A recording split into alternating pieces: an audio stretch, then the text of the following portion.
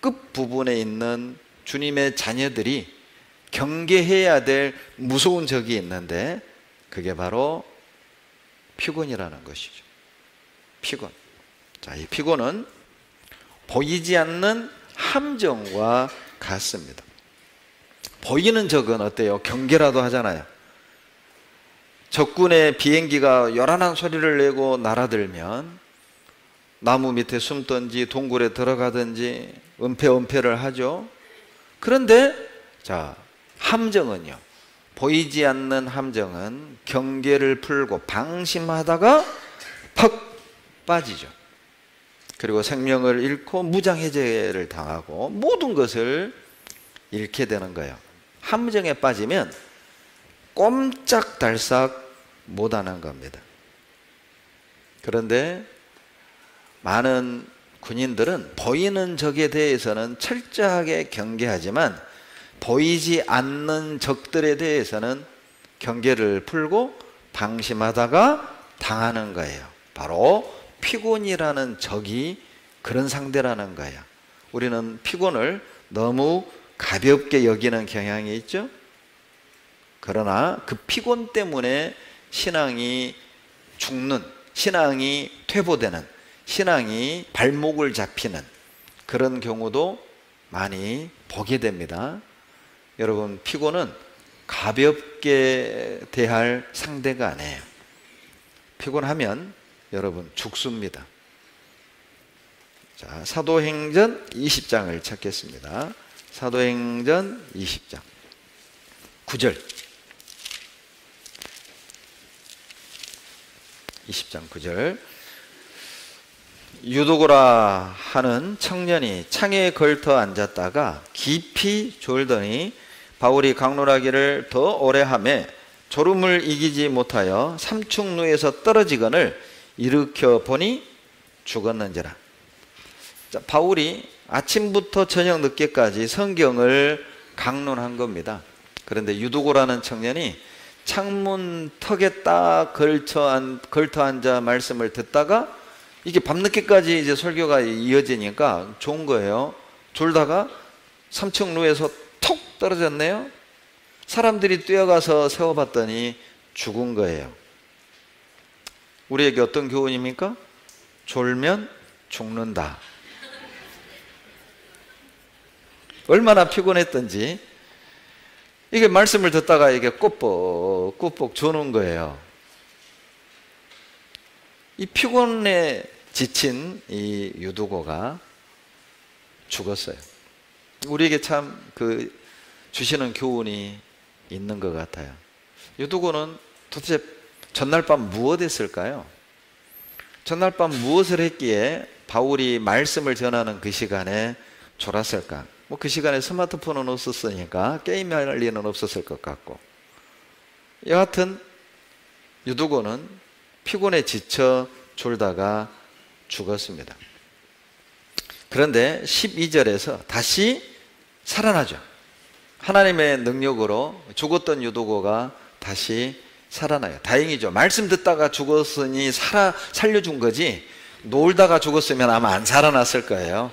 예. 그러니까 말씀 듣다가 죽는 경우는 참 다행입니다.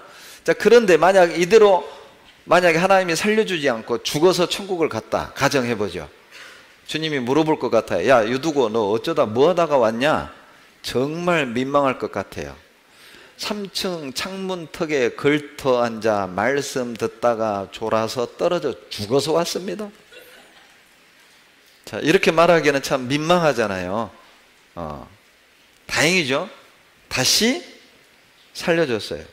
바로 안 간 것이 참 다행이죠. 피곤은 이렇게 무서운 거예요. 순식간에 죽는 겁니다. 생각지 않은 순간에 끝나는 거예요. 피곤이. 누가 그러더라고요. 음주운전보다 더 무서운 것이 졸음운전이래요. 졸음운전. 여러분, 사람이 졸면은요, 머리는 말짱해요. 나는 안 졸아. 곧 도착해. 조금만 가면 도착이야. 안 졸아 하는데 눈은 딱 감아요. 순간 감아요. 그리고 순간 차선을 넘어요. 피곤이 그런 겁니다. 순간 끝나요. 순간 빠져요.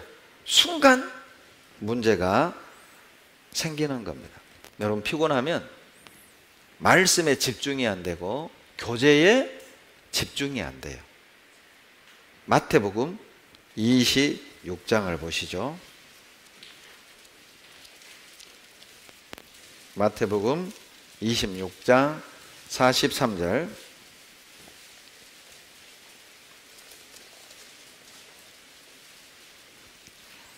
같이 읽겠습니다. 다시 오사 보신즉 저희가 자니 이는 저희 눈이 피곤함일러라. 자, 주님이 겟세마네 동산에서 땀이 피가 되도록 힘써 기도할 때 제자들에게 자, 깨어 있어라 부탁하죠. 그리고 기도하고 왔더니 제자들이 자고 있는 거예요. 주님은 땀이 피가 되게 힘을 써서 모세혈관이 터지도록 힘써서 기도하고 있는데 제자들은 자고 있었다니까요. 여러분, 피곤하잖아요. 기도를 막아요. 기도했어야죠. 주님이 기도하고 있는데 본인도 기도했어야죠. 피곤하니까 기도가 안 되는 것이죠. 피곤하니까 주님이 부탁한 것을 어때요? 못 지키는 거예요.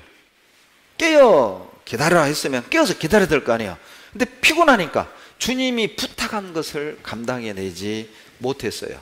주님이 부탁한 일을 이루어내지 못했다니까요. 피곤은 우리의 기도를 막고 주님이 부탁한 것마저도 이루지 못하게 막는 무서운 함정이라는 것이죠.